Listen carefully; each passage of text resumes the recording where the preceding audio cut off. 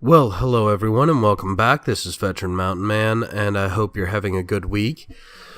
So, for those of you who don't know very much about me, I just picked up Saul Alinsky's Rules for Radicals and Revolutions for Radicals.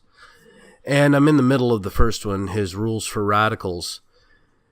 And I got to thinking about it last night. I'm only about 20 or 30 pages in. It's only about a 300-page book, but it's really hard for me to sit down and read more than 5 or 6 pages without just completely becoming disgusted with what he's saying.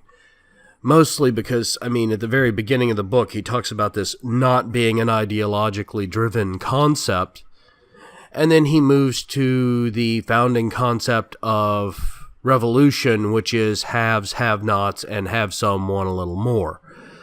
Well, they sound like modern derivations of proletariat, bourgeoisie, and petty bourgeoisie. I have to wonder if Lewinsky had ever actually read Marx or only read deconstructions of Marx's work. Because in both Capital and in his manifesto, he specifically talks about these groups as the classes that will cause the destruction of society and in turn the revolution which counters the destruction of society and creates the grand new collectivist society. Now, Lewinsky does talk about how revolution is an ongoing, continual action. It will never end. Versus Marx, who thought that revolution was a means to an end. Also, Lewinsky seems to think that the idea that the ends justify the means is not a valid measurement of ethics. It should only be, does this particular mean justify this particular end? Does this particular end justify this particular mean? Not do all the means that get this end justify this end, but does each individual one justify this end? And I think that's a really dangerous tactic to take. In that case, you might consider throwing rocks to be acceptable, but smashing people in the head not. But what happens if a rock smashes somebody in the head?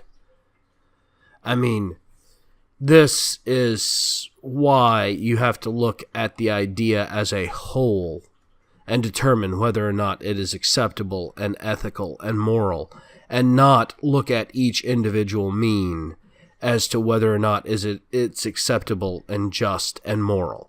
Because you can moralize punching Richard Spencer. But then if you start calling everybody Nazi and you're saying it's okay to punch Richard Spencer, who is obviously a Nazi, then it's okay to punch everybody. It is a slow moral degradation of the concept of ethics.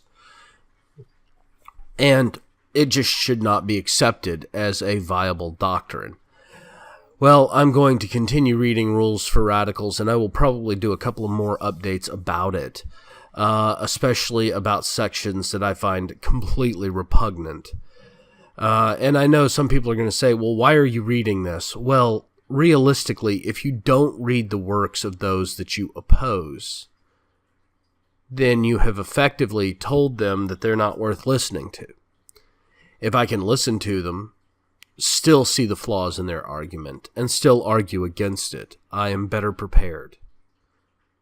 Well, thank you all again for joining me. I'm hoping everybody's got a great weekend and is planning something special for the eclipse that's coming up. It should be a great experience for most people. Don't forget to like and subscribe if you're on VidMe, YouTube, Minds. I'm looking at possibly starting a Gab AI account this weekend to help promote my products.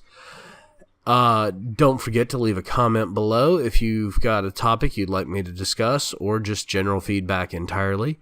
Thank you all again, and have yourselves a great day.